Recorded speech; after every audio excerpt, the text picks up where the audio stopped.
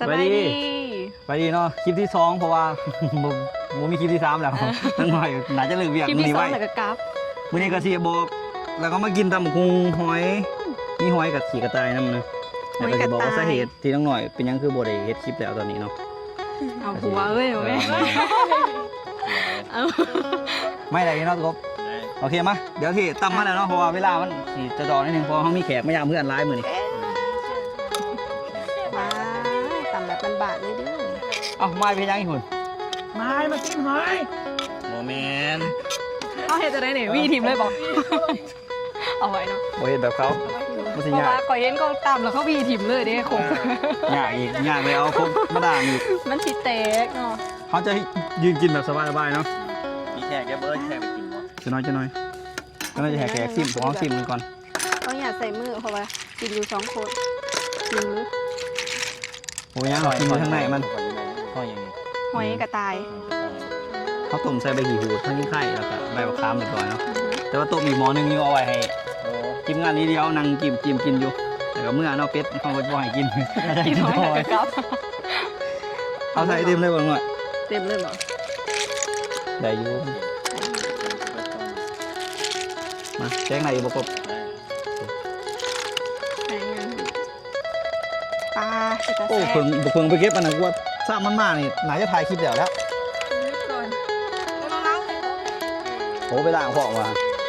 เอามาหน่อยสลับกัน ปล่อยสาย เอาใส่หัวผักกระถินโอท่านมาก ซิมเลย จริงๆมันต้องใส่มือเลยหมด เอามือกับมือ เอาให้แขกใส่ไม่ถูกเขาใส่มือเอา โอเคเอาอนามัยไม่ต้อง ให้มันอยู่แขวไว้แล้วบ่ นี่ โอ้อยู่นี่ มันก็จะเป็นแบบกลมๆง่ายๆกลมๆง่ายๆเนาะ เออ ข้าวกับคนสูงอีกเนาะ ตังมี ซีน เนาะ เลย แต่ จ้ะ เฮาอยากยืนกินคือบุยนางกินแน่บอกดีๆแน่ซื้อเลยอยากเอาอยากคุย อย่าอีกเนาะ โอ้มีไข่นาง อืม อยากมัน ตามันออกตี กินได้อยู่บ่ตัวนี้หันหอยอันนี้มันบ่ค่อยมีตาคือหอยอย่างก่อนบ่คือหอยปากกวาง ผักกระถินเดี๋ยวกินมั้ง อืม พักอีกอย่าง ผักกันจอง พักกัน กันจองลวก เข้ากันแฮะเข้ามา มา ซิมเลย มาแขกเข้ามาดิ มีแขก ซิมลูกกันเรามีแช่ซิมเลยกินบ่เป็นนะกินอะไร เขาจะกินแบบยืนรุ่มกินเด้อตามสบายเด้ออันนี้ครั้งแรกที่ว่าเลยถ่ายคลิปกับทีมงานเดียวเนาะเพราะว่าคนพยายามมา นี่ผมจะแซ่บ เอ้าชิมเอ้าออกมาไปจากเลยตอนเนี้ย เห็นบ่ เนาะ แน่เลย นี่เขาต้องใส่ผ้า เนี่ยไปเห็นหมาออกมาประยักหน่ะเนี่ยไปเห็นแมวอู้ อย่างนี้ เออ ไอ้บังคมพระเจ้าผ่า เดี๋ยวจะผ่าเดี๋ยวถือเจน่าเป็นพิเศษเด้อเปิดเด้อ หน่อยจะกินละลายเลยจะได้คอย ว่าสิได้เป็นว่าสิได้เป็นลุงหรือสิได้เป็นหนุ่มเคยเนาะทั้งสองนี่เอาเลือกเอาแล้ว เขาเป็นน้ำเคยหรือวะ ดองเบิด เขาไปอยากเป็นลูกเขาไปอยากลวงเกินเจ้า โอ้แม่รอแล้วกระถินเด้อจากต้นที่เบิ้งน้องหน่อยตั้มแบบบ้านๆเอ้าเบิ้งที่เบิ้ง กระซิบน้องหน่อยก่อนคนดีกว่า โอ้ มึงเป็นขี้ข้านเด้มึงเป็นขี้ข้านมึงต้องให้ เอากูชินอนไม่ได้เป็นคนขา พวกบอกขอชิจับแล้วเขาก็สิซีดไป ป้าพวกเรามีแต่คนงามเนาะตัว มาชิมนะ มีแต่คนสวยๆว่ะปล่อยดีเลย แม่มันเป็นคนสวย เนาะขออนุญาตซิมเด้อ มาเป็นหลังสักก้องมาให้เขา ขอไปตั้มนี้นั่งหน่อยปะ ไม่งามได้ส่วน หน่อยตั้มเปิดด้วย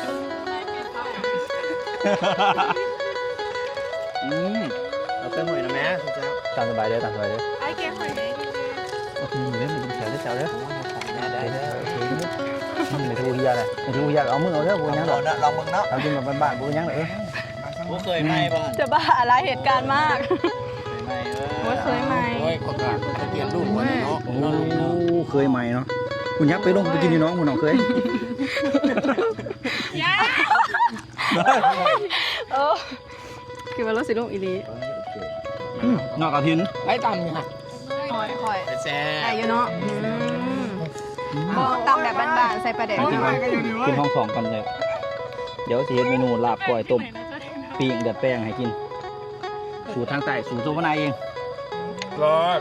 อืม เนาะมาขึ้นมา รอด โอ้แมนปลา หมดมา แซ่บอยู่นะมีตอนปลาแดกน้ำตำใส่ตอนปลาแดก ไม่หรอ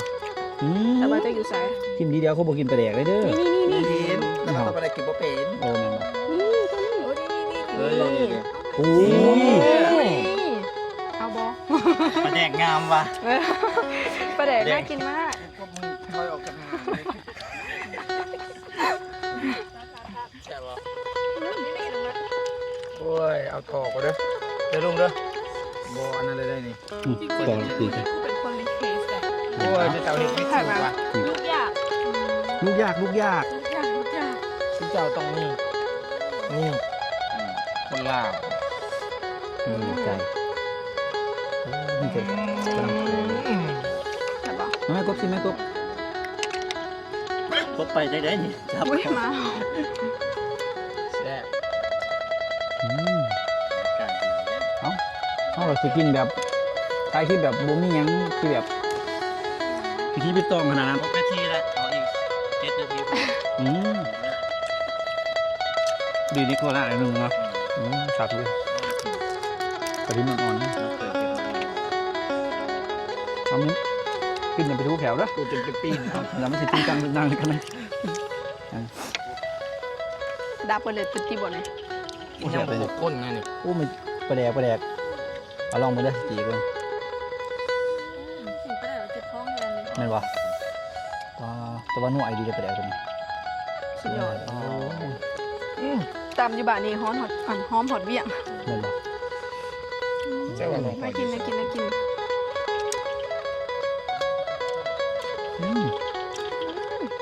คือกลางมันหันเลยแซ่บ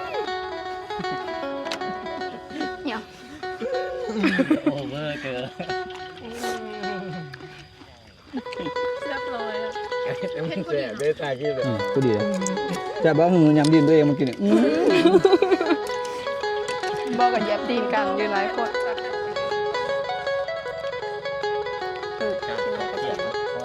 ก็จะเห็นกิฟต์นักหน่อยตอนนี้แหละก็อีกโดนผู้แหละอีกลูกใหญ่ผู้แหละ3-4 เดือนเดี๋ยวที่ลงมาใหม่ 3 ปี เป็นอย่างน้อยๆคือมาถ่ายคลิป น้องหน่อยเฮ็ดเวียกประจำเพิ่นบ่ได้คอยมีเวลามาถ่ายคลิปนั่นนี่แน่แล้วก็เลย พิดกัน บ่ผิด บริพิษกัน คือว่าเฮารับผิดชอบไปแล้ว ในส่วนที่เฮารับผิดชอบเบิดไปแล้วเนาะด้านสร้างด้านซองค่าเทอมในการทำเรียนในยังก็จบไปแล้ว ตอนนี้ก็ได้เฮ็ดเวียกบรรจุแล้วได้เป็นพนักงานเต็มตัวแล้วถือว่าเฮาวิทย์แล้วก็มีเงินเดือนกินของเราแล้ว แล้วก็เป็นชาวแบงค์แม่นดูแลร้านเด้ สันสักกระเทาสัน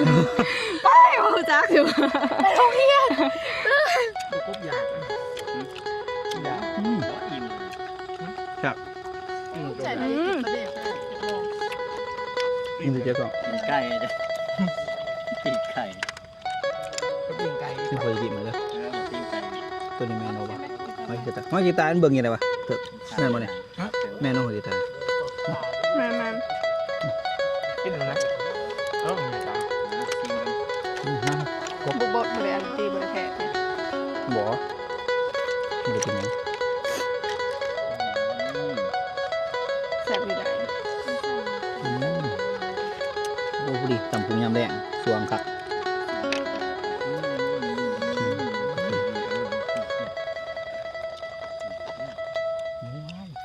มาเมื่อคืนป่ะ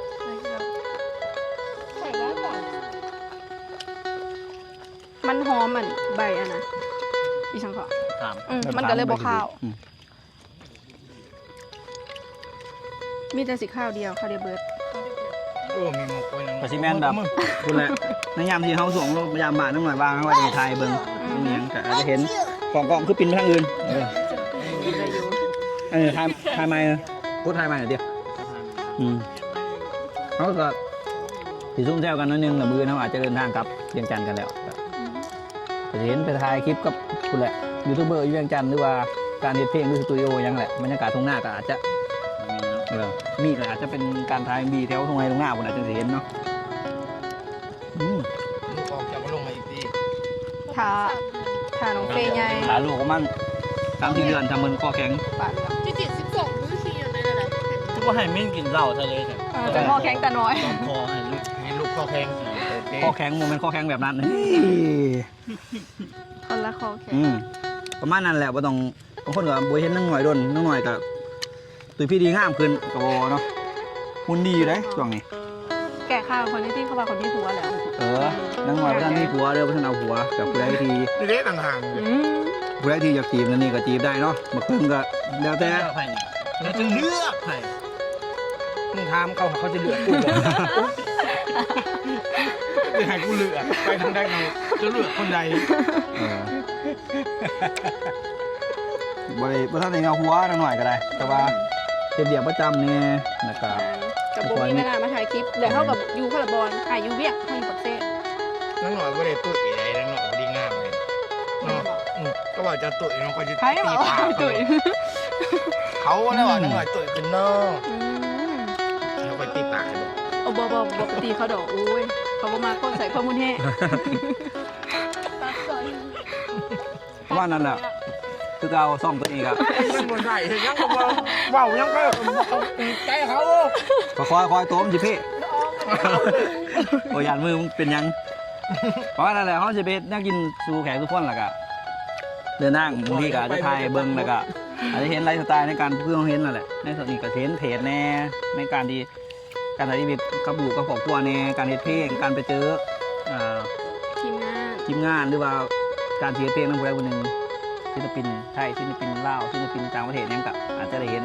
ในเพจข่าวสารในกับเพจ2กับเพจตัวนี้มัน2 YouTube รักไลฟ์สไตล์ แล้วก็มีเพจโซฟาน่าเจาะเนาะแล้วก็เพจฟิว รักอันจะมันจะเฮ็ดพวกเพลงหรือว่า behind the scene ของเพลงลงแต่ตัวนี้จะเป็นเฮ็ดแบบไลฟ์สไตล์ชีวิตการกินการหยาหรือว่าการเดินทางไปนั่นไปนี่ก็จะเห็นใน2ตัวนี้เนาะทุกคนประมาณนั้นก็สิเห็นตลอดแหละการ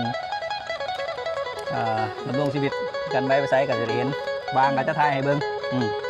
ตอนนี้หน่อยกับสิได้ไปเฮ็ดกินกับบ่เฮาไปกินถาละเรื่องอากอยเป็นยังไงคือว่า โอ้ย ปั่น ไปยังหอดวุ่น โอ้ แย่ แบ่งแล้ว2 ตอนแบ่งกันแล้ว ได้แล้วบ่โอ้อยากไปครับ จะเมากัน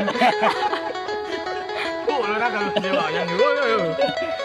มีแต่เรื่องน้อยๆกับตอนนี้กับท้าทายยังกับผู้ใดที่อยากผู้อยากศึกษาอยู่ใจยังกับไปสามารถไปร่วมไปจีบได้แล้วแต่บอกจีบได้บอกแต่กล้องที่จีบเลย นี่นะโก มีสักอันนี้บอกแล้วแต่น้องนุ่งน้องบ่เขาก็ไม่ได้ห้ามแล้วนี่เพราะว่าเขาก็ใหญ่มันลุอันนั้นเฮ็ดเบียกงานแล้วก็แล้วแต่เรื่องสภาพที่ครูเขาต้องเลือกคือคนเลือกเองเนาะเขาก็มีแต่น้องหักไปเขาก็หักนำมาเลยเนาะมาก่อน ป้านันยังเป็นน้องเคยได้ บ่ได้แล้วมากินก่อน บ่ได้แล้ว โอเคไปเจอกันที่หน้าทุกคนบ๊ายบาย บ๊ายบายทุกคน